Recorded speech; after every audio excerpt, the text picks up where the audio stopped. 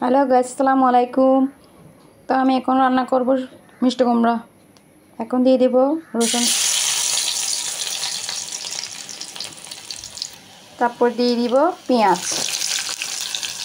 তারপর দিয়ে দিব কাঁচামরিচ, কয়েকটা কাঁচামরিচ দিয়ে দিলাম। তো আমি একটু নাড়াচাড়া করে নিচ্ছি।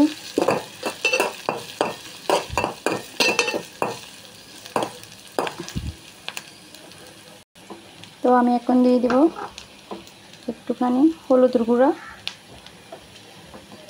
একটুখানি মশলার গুঁড়া দিয়ে দিলাম। নেড়ে ছেড়ে নিব।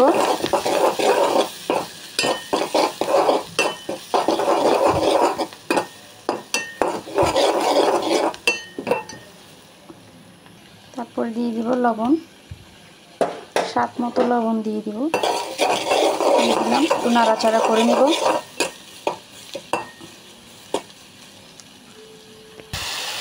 এখন দিয়ে দিব মিষ্টি কুমড়াগুলো।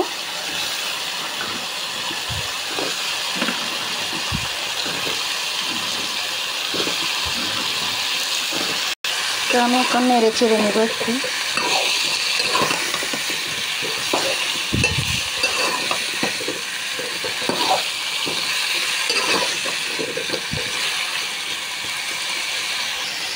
তো ঢাকনা দিয়ে দিলাম, এগুলো হতে থাক। গাইস, আমার মিষ্টি কুমড়ো হয়ে এসেছে। তো আমি এখন ধনে পাতা দিয়ে দিব।